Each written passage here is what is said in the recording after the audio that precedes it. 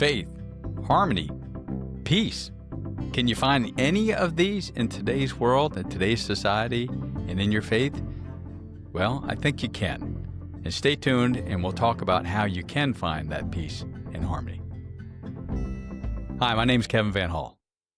Hi, and I'm Duke Lackey. Welcome back to Faith in Today's World. Kevin and I are having a conversation. How do we be faithful in a world where people will take the name of Jesus and do things that doesn't sound like Jesus? And how do we remain faithful in this world we're living in? All right. Well, Duke, you're looking good this morning. Well, thank you. Appreciate that. You're looking real good because last time we talked, you looked perplexed. Oh, man. Still perplexed.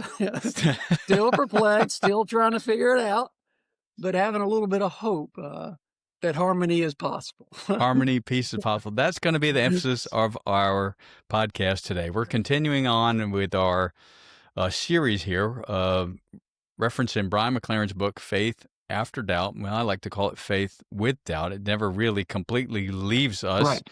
We use it and we transfer it into growing our faith instead of crushing our faith. Yeah. Stage 1, simplicity, easy. Stage 2, complexity, start to have doubt. Stage 3, perplexity. Last week, don't trust it. We don't trust anything that have been told us. We've got to. We're reassessing everything. That's perplexity. Yeah, nothing made sense, and it's easier to just quit and leave versus trying to figure out because it doesn't work. Right. Yeah. Okay. But it's a lonely place. That's a dark place to be. Do you really want to stay there? Yeah. Where do you find community? Where do you find the place where you can share your doubt, you can share your perplexity, and people will still love you. Right.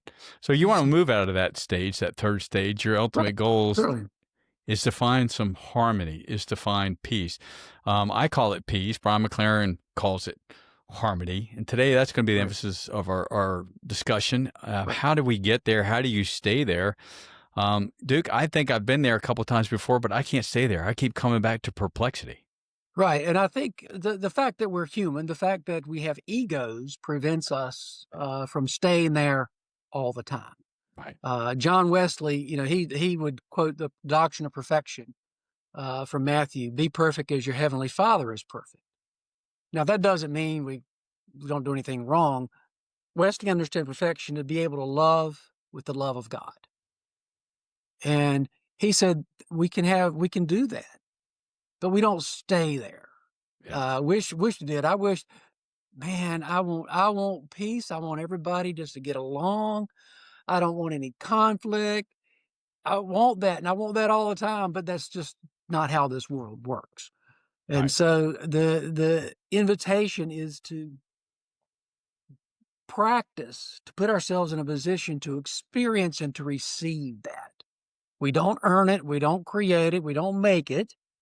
But we can enter into it. Right. And so that's ego gets in the way. Ego gets in the way. Ego always gets in the way, yes. It gets in the way. We have to have all the answers, having this need to have everything answered. And sometimes we just need to just accept that the mystery of God, don't understand it. We're not going to understand it, and be okay and be at peace with that. Can you be at peace with just, I don't know, and be that's okay with not being okay? That's kind of the trick, to know that even though I don't understand it, even though I'm out of control, which is Richard Rohr's definition of suffering, being out of control, I think he's spot on with that. I know in my own personal life, when I'm out of control, I'm very unhappy. Right. But can we have that? Can we have an experience of the holy, a oneness, even in those moments? Right. Well, I'm going to do another shout out here for Richard Rohr, his latest book here, The Universal Christ by Richard Rohr. I think that might have been backwards the way I held up the book. He talks about this universal Christ. Christ is open to everyone, and it talks about our spirituality, and we need to see God in everything, in the creation, all living things, just not in a few chosen people, and we need to focus more on love. Wouldn't you agree? Exactly. And I believe that's where Brian McLaren takes us in the book Faith Beyond Doubt. He takes us to a faith that has expressed itself in love. And as we understand that as the goal, it's always good to begin with the end in mind. Where are we moving? Where are we headed toward? And so he's suggesting a faith that expresses itself in love. And when I say love, I'm not talking about a feeling. I'm not talking about a sentimentality. Love as defined by the person of Jesus. Love is defined by his teachings and the example of his life. And as a Christian, that's kind of our foundation. That's kind of how we look at love. Yeah. Well, And he goes on to say, he says it's a revolutionary love. So for example, marriage. I went when Bettina and I got married. We went with friends of ours to a Catholic retreat for people who are getting ready to get married. I've lost the name. But the priest told us, he said that love that we're committing to in marriage is not a feeling, it's a decision.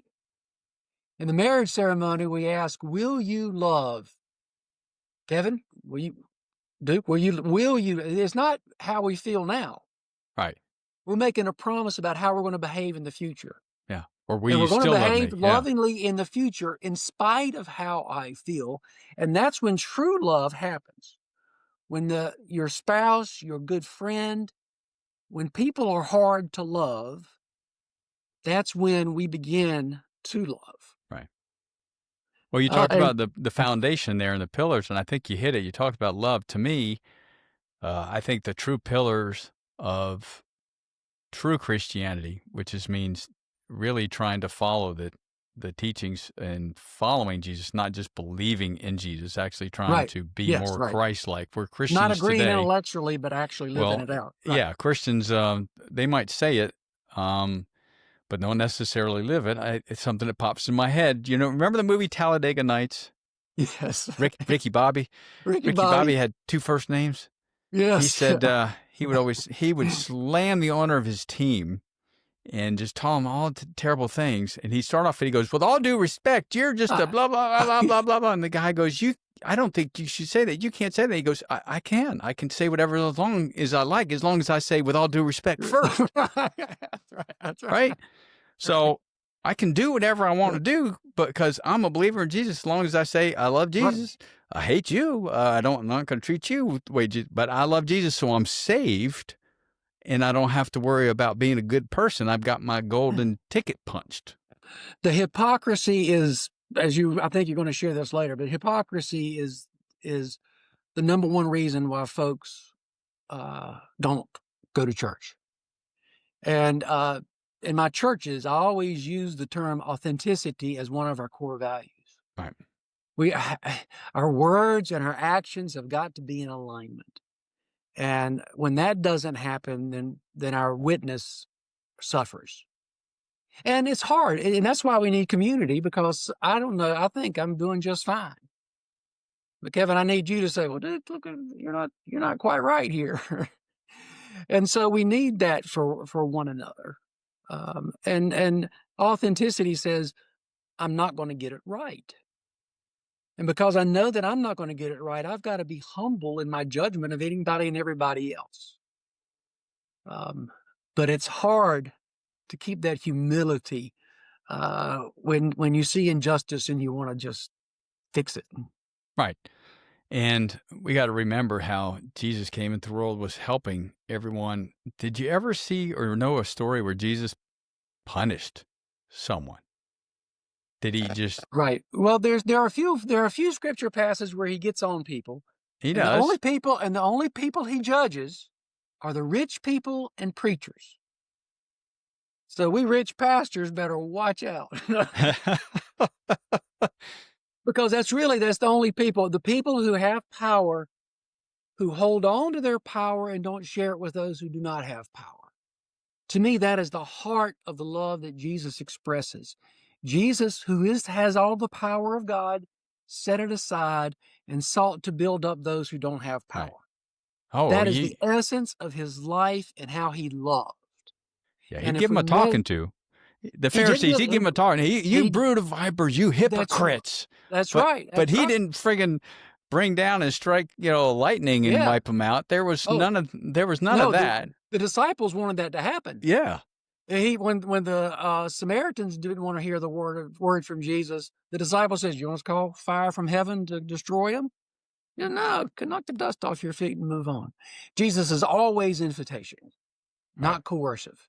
Right. He's invitational, Right. and, we're always invited to follow.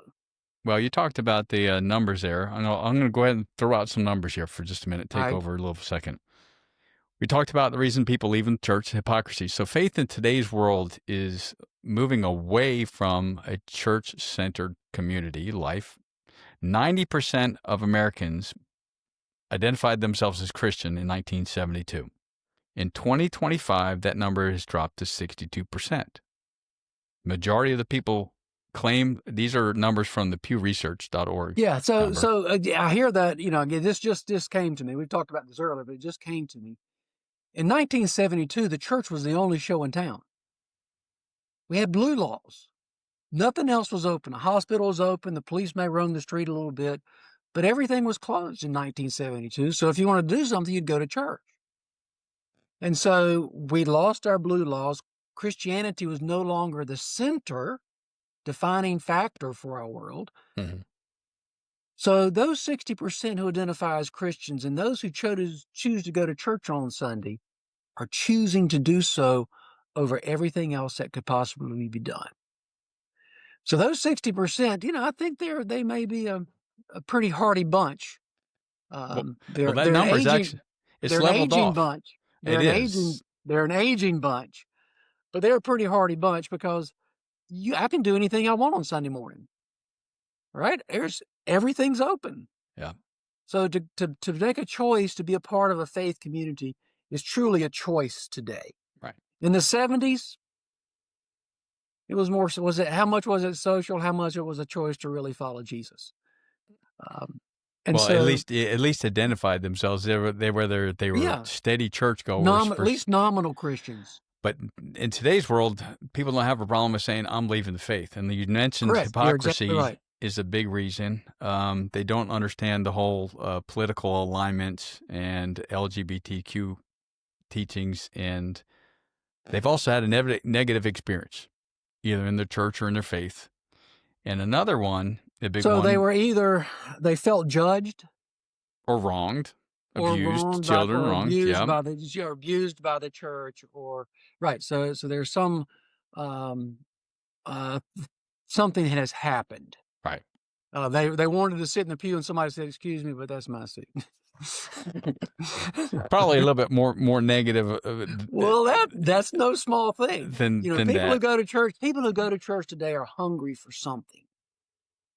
And if we don't recognize that everybody who walks through the door that's new, either just moved to town and is a longtime Christian, or they're really searching for something. And so how we greet them and welcome them and bring them into the faith community is critical, or we'll Right, lose them. They'll go somewhere else. right. And then the explanation of evil and suffering in the world. Mm. I have some very good close friends that have basically become agnostic, maybe atheist. They don't like our explanations of, well, that's part of God's plan, or a child Yes. dies. Oh, God needs children's little angels in heaven too. Dude, this is Whoo, bad whoo, theology, whoo. is it Bad not? theology. And people are trying to, I want to give them a little bit of grace. They're trying to make it better. They're trying to fix something that can't be fixed. And again, that word authenticity is absolutely critical because you can't fix the loss of a child. No. You can't fix the loss of someone who dies way too young because of cancer. That is not going to be fixed and that can't be made right. And so if you begin with, as Brian McLaren talks about, you begin with a set of beliefs and you defend those beliefs even beyond your own experience. Beliefs get you in the right ballpark. They're the beginning point. They're not the end point. And so if you begin with a set of beliefs, then you got to twist yourself into all kinds of pretzels to keep those beliefs intact. I believe that the invitation of Jesus, he didn't say beliefs, he said love. He said, follow me.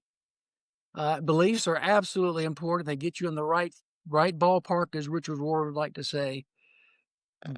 But beliefs are the beginning point. And so when we try to talk about evil in this world and answer the question of evil in this world, if you begin with, oh, God is all powerful, you're never going to come to a satisfactory answer. Because if God is all powerful, why did God let this happen? Or all loving, all benevolent, and why Yes. if he had the If ability he's to all that. change if he had the ability to change it, why doesn't he? Why does he allow it? Right. And Right. again, this is going to put you in a perplexity stage. You're going to stay there trying to answer these questions. You're going to have to just say, I don't know, and move on.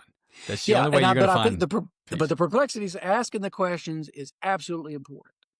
I think you need to ask the questions until you're blue in the face. I think you need to go to the invitation as a clergy would say, go to God with that. Tell God your anger. Tell God your frustration. Because if you're mad at God, at least you're still in a relationship with God. The scary point is that you get so frustrated you just quit. You just quit. You just quit. Then Right. there's no chance for God to be revealed to you. Right. So back to today's emphasis here is we've been Harmony. harmony, peace, trying to give you some tools or some way to get there. And don't beat yourself up. You might be able to get there. Good luck staying there. it, it, That's right. That's it right. ain't easy. It's not. No. No, there's And so it's much going on in the world politically and in the church of faith and other things. You just, as soon as you find some peace and harmony, you just go, why? And so you just right back. I think I shared this. I don't remember sharing with everybody or just you. But I had a fellow I was working with. I was being trained as a spiritual director, and he was kind enough to let me practice on him. And he was 10 or 15 years older than me. He was really, really nice. And he said, Duke, he said, I keep waiting to cross the goal line and spike the ball. And he was speaking spiritually. I keep waiting till when am I going to get there? When am I going to arrive? And I said, well, when you're 6 feet under the ground, that's about when. But I understand that desire of wanting to get there and stay there. But it's about the journey and the process. It's not about the destination. Right, The destination happens, the destination comes as a gift, and our task is to stay on the journey. right, So, thinking about harmony or peace, John 15 is my favorite chapter in Scripture. I am the vine, you are the branches. Abide with me, and I will abide with you. Um, and that sense of abiding, I believe, for me, is that invitation to live in peace. And I know that when I'm abiding, I'm not always going to be happy. I'm not always going to like what's going on. And it cannot be okay that I'm angry as all get out because of what I see happening in the world, uh, and expressing that anger in some form or fashion. And can I still be in harmony? yeah. Well, I would say, I would say yes. okay, okay. I So would say yes in that God is still with me. God isn't done with me. God is not finished with me. okay. So I'm going to bring up a point here, a little poke the bear a Yeah. little bit. Yeah. Poke it. It's faith in today's world, our podcast. So often, faith in today's world, we want to concentrate on revelations. We want to say, it doesn't matter. The way I find my peace and harmony is I can be a turd my whole life, be a jerk. I believe in Jesus. I'm saved. All I care about, I can ruin the world, the environment. Who cares about this? It's all about money, greed. Doesn't matter. In the end, Jesus is going to come Right. back. I'm going to be saved. He's going to create a new world. Doesn't matter. I'm at peace. So this kind of mentality that it's individual, it's selfishness, individualistic. That I've got Right. mine. I'm going to be saved. I don't care about you. So if you want to just worry about your own inner peace at the expense of others, that's not Christ-like at all, is it? I think you're exactly right. I think uh, the Enlightenment uplifted the individual. I didn't have to become a an insurance salesman because my dad was an insurance salesman. I could I could I could follow my own dream. And the Enlightenment began to say, "Oh, the individual matters. How can I live my life in a way that glorifies God?" And so the individual is lifted up in Western society. I think that is a good thing, but we can't lift up the individual at the expense of society, at the expense of others. And I think that's where the hypocrisy that so many people see in religion today is that I'm only concerned about me getting to heaven. But you bring up social issues in church, people are going, why are you talking about politics in church? Did Jesus not care about the fact that people are being oppressed? That people are going hungry? Yes, I think, yeah, it's not about the individual, it's about the community, and it's about giving witness to God's kingdom in those. Right. So how do you see individualism as compared to social?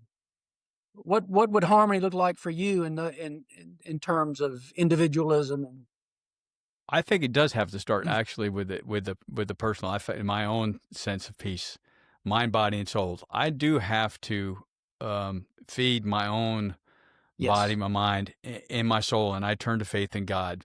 But I find joy in trying to help others, not put others down. I find peace in trying to lift up others instead of pushing them down. When you stop going, what's in it for me, and start going, well, how about them? right, What's wrong with them? And when you have that sense of community that you can help them if you can, it's like giving and receiving. There's joy in both. There's just as much joy in giving as there is in receiving. I actually feel guilty right, about receiving sometimes in my life that I'm not doing right, enough. right. And if everyone felt more like that way, this place would be so much better place. I think we need to concentrate on just making this place right now today into a better place instead of just waiting for Jesus to come back and fix everything. It's been 2,000 years. Yeah. The It- theology of the rapture yeah, is not biblical.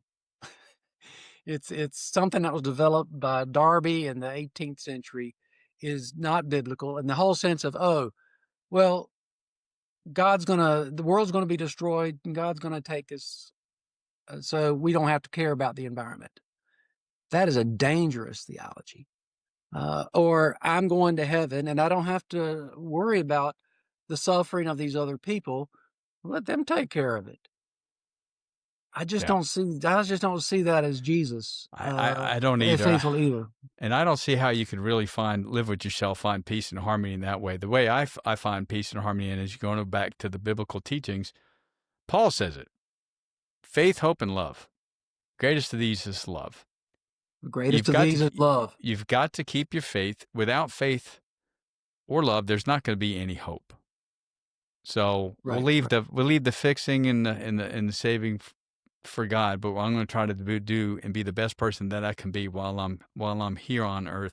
I don't want my tombstone to go, man, he was a greedy SOB. What a Right, correct. jerk. But Right, at least maybe he made it into heaven. right, I want people to say that this man was a great father, a great neighbor, friend. right. That's what I want my epitaph to say. I don't want it to say, boy, he made millions of dollars. Because that's going with me in the next life, isn't it, Duke, right? Yeah, yeah. Right, right.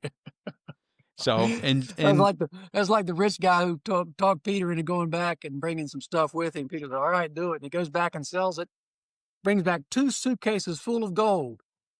And he showed Peter what it was, and Peter says, "Why did you bring tar?" Because the streets are lined with yeah, gold.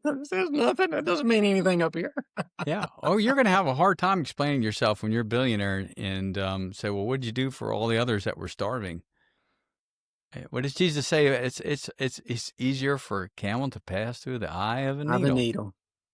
Now, let's Yeah. find some Now peace and harmony. you're talking Jesus now. You're gonna get in trouble because People don't want to hear that. But we want to talk peace and harmony, and I'm Right. I'm bad for getting us off subject today. So how are we going to get there? How are we going to find it? Well, we talked about just accepting the mystery of God. So I'm going to bring up an example. All Okay, right, all good. the different religions, Christian religions, Catholic, Protestants, believe in the Eucharist.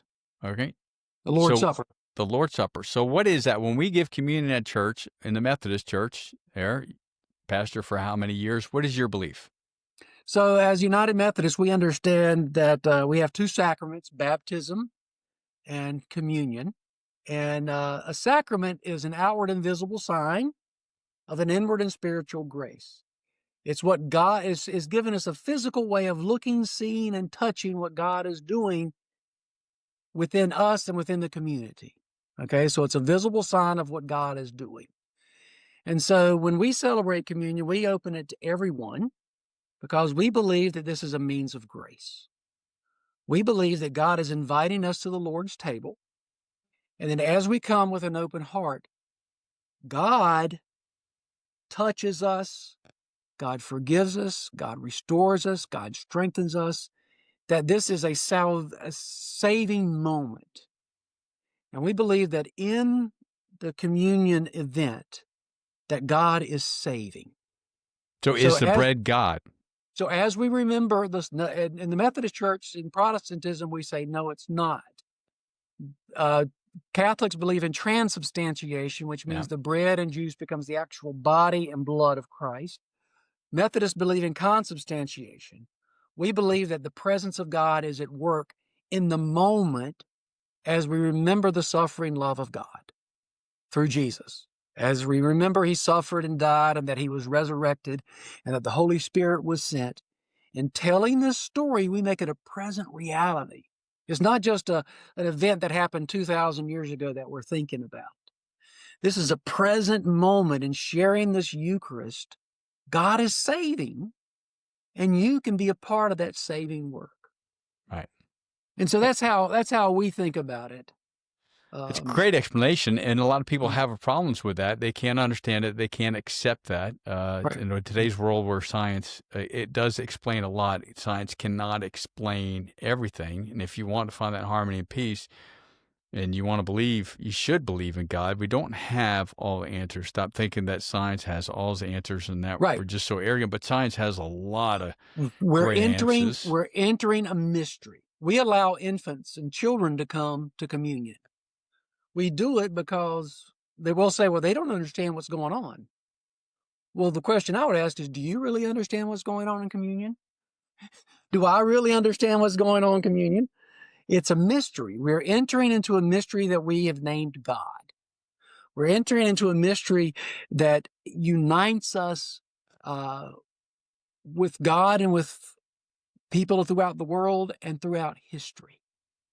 When we come to the table, we believe that anybody that comes to the table, everybody, first of all, we believe in universal invitation, that everybody in the world is invited to the table. And we also believe that when we come to the table, that that we are a part of God's kingdom, not just people who are alive, but through anyone, through all of the ages, who has lived in communion with God. Right. Right. Well, a lot of It's a people, mystery. yeah. Well, it is a great mystery. I just let it be. Yeah, And yeah, yeah, yeah. I just let it be. Right, It's just like the Trinity. Some people have a hard time with the whole Trinity theology. Three and separate, three and one, God, right. Father, and Holy Ghost or Holy Spirit. Um, I don't have to have it, like we said earlier, I don't have to have an explanation for everything. But some people have such a hard time in order to find that harmony and peace, they leave it all together, but they still find a spirituality. If you go out and in nature, and they can find, That's the McLaren says that people find spirituality, they find peace in nature. And I would have to say that's part of the mystery of God because God is in all living things. That is his creation. You're separating yourself from the noise. You're getting away from people, the rhetoric, the lies. You can't decide what's true, what's not true anymore. And when you get out there and isolate yourself, that's probably when you're finding peace. So solitude. that's solitude. So it's separating yourself from the noise. So how do we do that? How do we? I turn off But, social media. I turn off the news and social yeah. media. That's how I do it. I don't know. How do you do it, Duke?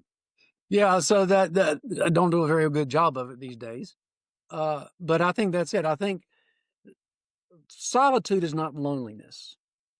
Solitude is the invitation to step aside and to find that way that's unique to me and unique to you, that we can connect to the holy. Richard Rohr and Brian McLaren talk about centering prayer as the practice that helps us to So, do that. hmm So centering prayer is simply trying to be present, um, recognizing that you are not your thoughts, being present to God, yeah, and it's a practice of shutting your mind off. And the way it works, simply real quick, simply the way it works is you take a holy word, love, and you repeat the holy word until you kind of shut your mind off. Now, in about 3 seconds, your mind's going to come back on. And your mind's going to go everywhere. You're going to think of something, you're going to hear something, it's going to go. And when you recognize that your mind has gone somewhere else, you take a deep breath, you speak your holy word until you're centered again. And the power of this is to recognize that we can observe our thoughts. We are not our thinking. And I like to say that my mind has a mind of its own. And the invitation is to quiet the noise, to quiet the voices, to be open, and it's an intentionality of open ourselves to the holy, open ourselves to the Spirit. right. And in a 20-minute time period, you may experience it 20 seconds. But if you can experience 20 seconds in a 20-minute time period, maybe when I find my brain going crazy during the day, I can take a deep breath and discover that again. Right. Well, meditation is a great way. A lot of religions are very hard on Buddhism, Hinduism, Oh, very peaceful religions, very big on that meditation. I have a hard time with it. Mine, I'm sitting there and a squirrel, that's right. That's exactly and right. That's I exactly right. but I go for a walk. Walk. I Hmm. just go for a walk. I let my body and my mind move a little bit, but then I can get back to focusing what I need to get focused on. So, Right. great example. I know you got something to say there, but I was going to bring up a great example here of keeping your eyes not on the prize. We already talked about that. Quit worrying about just concentrating on the salvation. Eyes on Jesus. Great example is that is when Right. Jesus walks on water, walks out to the boat, Yeah. and he sees him on the boat, and Peter goes, "Is that you?" Because they're scared at first. There's a ghost. He goes, "Yes, it's me. And if it's you, tell me to come out there." So Peter steps out of the boat, and what happens, Duke? He walks on the water. Walks He's on walking on water the water toward Jesus. And in the then, midst of a storm. that's right, his eyes are fixed on Jesus. But then what does he do? He takes his eyes off of Jesus. And he looks, the storm captures his attention. The storm captures his His attention, and then attention. what happens? Well, he starts to sink. He starts to sink. "Oh Lord, save me!" Right? And what does Yep. Jesus say? Jesus says, He reaches down and grabs him. "Yep." He says, "You of little faith, why did you doubt?" Why did you let that doubt creep in? We just said that doubt necessarily isn't bad, but sometimes I guess it could be a little destructive, is it not? Well, if doubt, McLaren says doubt is love. That doubt is a way of love. That I love God enough and trust God enough that I can ask the questions.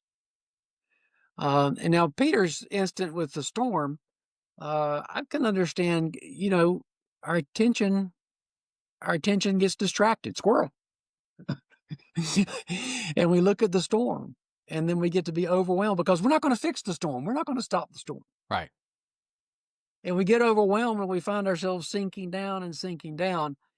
And that's why the importance of abiding with Christ, as John 15 says, the importance of that centering prayer, that of taking a walk. Right. My wife, Bettina, I've shared many times, Bettina likes to dig in the soil. She likes to water her plants and buys these $1 plants from Lowe's that's about dead, and she brings it back to life over a 2-year period. she that's her prayer. That's the way she works. But if I want to center on that doubt again Mhm. that Peter had, he wasn't doubting Jesus Jesus. or No. Jesus's ability. He was doubting himself. It's that self-doubt that I'm not worthy, I'm not capable. How am I out here? I know why he's walking on the water. I know who he is. Right. How am I walking on the water? And then Jesus is saying, why are you doubting that? I told you to come. If I told you to come and it would be okay, then you're letting yourself doubt in, but then you're That's starting to great. doubt That's Jesus good. again. That's good. So the theology of, a lot of American theology begins with we're going to hell.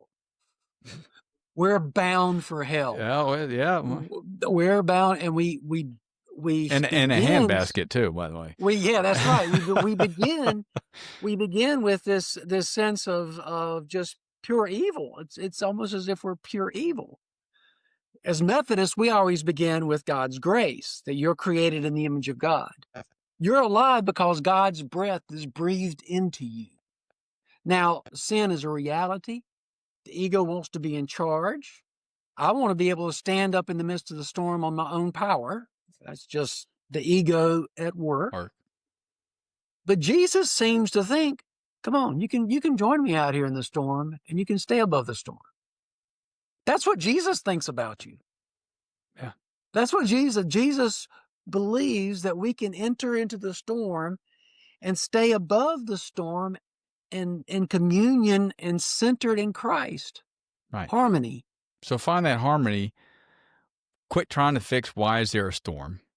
Quit trying to stop the storm. Right. Just accept the fact that there's going to be a storm. In Buddhism, the quote is, it says, life is suffering. Life is suffering. Why? Well, then they understand that that's just the way it's going to be. You know how many people leave the faith of Buddhism, Duke? Here's some more numbers. No, I hadn't heard of that. Give me that. It's somewhere between 3 to 5%, and it's only the young people in the Western Hemisphere that might do it. And when they leave, it's not like they're joining Christianity. They just become unaffiliated, just like most of the people that leave the Christian faith become Right. unaffiliated. They don't understand it, so they just leave it completely. Same percentage So for Buddhism, quote, is not a religion. They do not claim to be a religion. they don't worship a god, right? Correct. They claim their practices. These are Yes. practices that you follow to have enlightenment, that will lead you to enlightenment, Right. To peace, to harmony. to Exactly. peace, and to harmony. Yep. Yeah, their three jewels are Buddha, Dharma, and Sangha of community, which is awakening of the teacher, teachings of truth, and the community of followers. See, there's a community there. In order to find that Right. peace and harmony, it's with others that think and feel like you do to help one another. Right? Right. They believe in wisdom, ethical conduct, and their mental discipline, meditation are their three things as well. So there's a lot of parallels there. A whole lot of parallel. Hinduism. Every faith, especially if it's been around for a while, Yeah. there's prayer, there's community, there's worship, um, there's right and wrong. There's there's a sense of morality, Yeah. and a sense of way of determining that morality. There's a sense for caring for others. So all of the faiths in the world kind of boil down to those types of things. Yeah, they all say it. It's just a matter of They actually say it doing different. practice. Now it's not the same. They're not but there's enough similarity that there's truth that's being revealed. All right. So how many Kinda people how leave the it's been. faith of Hinduism? Okay, yeah. 1%. Born into Hinduism, and most people born into it actually stay. These again numbers from the PewResearch.com. Right. People stay if they leave. It's Western world, not from India or Sri Lanka or Bangladesh, where it's very, very, very strong. They get into Western beliefs, and then they become unaffiliated. It's not like they're converting to Christianity; they just become unaffiliated. Again, huge. They believe in righteous, moral, and ethical conduct. Hmm. Karma is cause and effect. Everyone understands the karma. Yeah. Award and punishment. It goes back to early Judaism and Yeah. even Christianity. That's right. Some of these things have not changed. So I don't know. Do they believe it all happens in this lifetime, or does reward and punishment?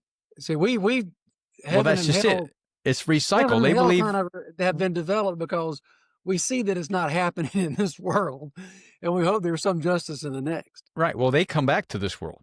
See, we Oh, make that's this. right. They should make a world, but they believe in reincarnation. If you didn't get it right the first time, you come back until you Okay, finally that's get right. it right. So Right. they believe in the reincarnation, recycling, rebirth to come back in until you can find that moksha. I think it's the ultimate liberation is when you finally get it right. We don't believe that we're ever going to get it right in this lifetime, and we're just going to get it right in the next one. God's going to Right. fix everything. Versus, why don't we try to fix it now and live a better Yeah. life? Now, I don't know. There's something to be said about some of those teachings. Islam. How many people leave Islam? Again, in the Yeah. Western Hemisphere, 25% are leaving, and they go, again, Yeah. unaffiliated. They don't go to any of the religions. They get exposed to other ways and teachings. And one of the reasons is the violent reactions to those not in their religion. They don't like it's much as like people leaving Christianity, they don't like the unethical treatment of gays, LGBTQ community. They Okay. don't like the way that The women are, judgmentalism, the the judgmentalism, and the faith way that becomes known as judgmental as opposed to life. and the whole gender thing of how women are treated in their Right. religion and stuff like that. So these are just so a lot of people are having doubt. A lot of people are struggling with their faith. A lot of people are finding harmony leaving, and I can understand that. And in all of these religions, there's a lot of people who are trying to maintain what has always been through coercion and violence, trying to, make sure, well, it's amazing how many women and women of color who are being fired in our society, in our government these days. Right. And the whole theology that there's a God, Jesus, men, women, and children. That is a theology that is taught and it is widely accepted in our society. And that there is this pyramid of authority and this pyramid of power. Yeah. And they're wanting to impose that on the whole society. And people Uh, are pushing back, is rightly yeah, so. yeah. Change is hard. Change takes time. And some But it's people just interesting that in the West, that all of these religions, and again, is it good or is it bad? I think there is a mix. I think when the religions are too authoritative or too controlling, or it's just a watchdog making sure you do everything right. I think the folks leaving, I think that's a freedom that we have in the West that they may not have in their true, society. true, So very that's true. not necessarily a bad thing. But in our society, it's like we've identified our faith with American exceptionalism so much. And people look around and go, it doesn't seem very exceptional to me. Right. Well, people are uh, leaving because Christian religion faith today doesn't look very Christ-like. doesn't look Um, Christ-like. Yeah. Yeah. There's that inauthenticity. so a lot of people want to find peace. They want to find harmony. They're not finding it in their church. So here's some. We're going to start wrapping up here. Some ways to find that harmony and peace. Brian McLaren talks about still finding it in communities. Reach out and find others that are just as perplexed as you are. Talk about it. Talk about it with your pastor if you can, other people, neighbors, friends. Right. Ask how they deal with it. Find out a way. It's just like with any other anger, grief. Don't try to just go through it alone. Other people seek Yeah. counseling. You could even seek counseling if you'd like. Please, please. Counseling is absolutely uh, a gift of God.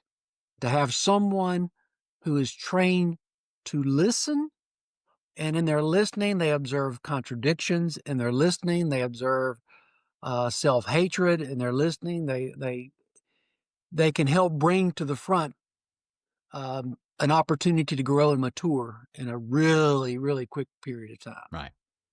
And for So me, I'm, talking about community. I'm thankful that here in town, there's a gentleman in the church. They're starting some small groups, and he's smart. He's starting a centering prayer group.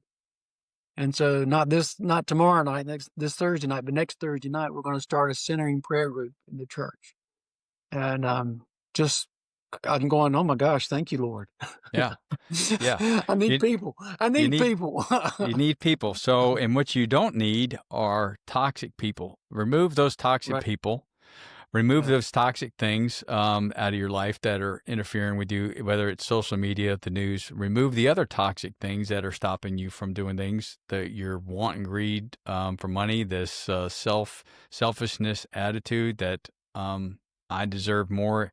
It's all about me. I don't care about the others. I really feel if you change your attitude, it'll actually reap rewards as right, well. right. Dukes, what are some other ways you can find harmony? You find harmony and peace. Well, I think what I'm searching for now is someone before I retired says, when you retire, find your people. You got to find your people. And we moved when I retired, so I'm in a whole new community, and so that's where I'm trying to find people. I'm trying to find that community. So I am looking for that sense of community, and that's really important. But I think there also has to be a way uh, uh, to channel frustration, anger, a sense of blessed are those who hunger and thirst for righteousness, says Jesus. When you see that the righteousness, that alignment with God is not happening, uh, we're not going to fix it. But what is a way that I can give witness to God's kingdom, even though I know I'm not going to fix it? Hmm. And that's what I'm really searching for that in my life right now, because I do see a lot of what's going on. I am very angry. I hope that the anger can be directed in a way that is life giving. Uh, I do hope that the anger actually speaks some truth. And I believe that's something that hopefully I can do. Can I Right. speak the truth of who Jesus is in this world, counter to what he is, how he's being portrayed in society? Right. Can I speak that Can truth, knowing that nobody's going to listen to me? uh, Oh, we got tens of followers here on this so we podcast, still got Duke. tens of followers. That's Oh great. yeah. Oh That's good. Thank you for everybody who follows. yeah. But exactly. And faith in today's world, we talk about that all the time, doesn't always, like we said, it's not 1972 where it is centered around the church anymore. There's a Right, lot of interdenominational, non-denominational congregations springing up because people want that sense of community. They were unhappy with their past teachings in church. So right, there's a change, there's a shift going on. I would just throw out the don't give up on God. Okay, where's God in all of right, this? He's there. We don't see it necessarily. We might not ever see it in our lifetime. It right, might not happen. You're going to have to accept that. right. So I think a lot of the churches that are growing, there may be a lot of stage one and stage two persons. There are people who are searching for a simplicity. Yeah. They're wanting to know right and wrong. This world is too changes are taking too place. Just let me find some simplicity in this, and let me find a community that will support that. And that's stage one, and it's vital and important stages in life. But if you stick there, the authoritarians will lead you where they want you to go.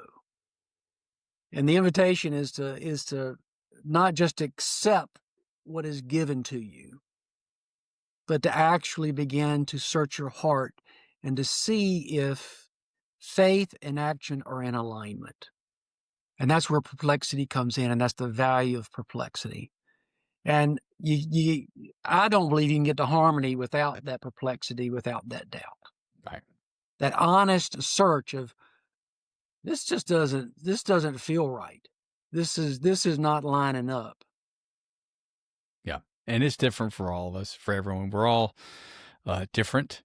And, but this is going to conclude our podcast for today. This is going to conclude our series on the faith after doubt, or faith with doubt, and how it affects our faith. And going forward in future, in next podcast, we'll start talking about if it's not working for me, what do I do? Do I stay Christian?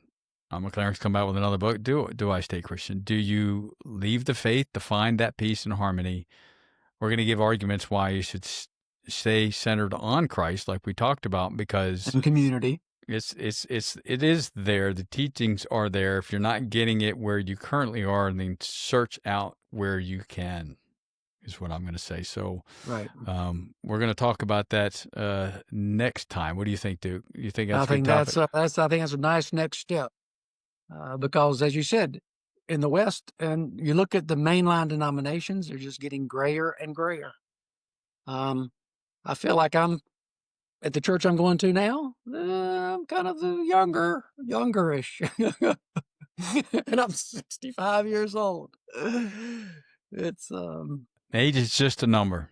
Age is just a number, but the congregations are aging. They are. Something new needs to be born. Right. And I think harmony is that invitation to be a part of what God is doing to birth the new. But don't forget, you have a lot to offer. There's wisdom that comes with age, and we're trying to put out some of that wisdom of things that we've learned in our past life or in our old lifetime to anybody else that might be listening, that might be struggling. They're still searching to learn. I'm still learning, and we'll hope you continue to join us on this journey of learning together.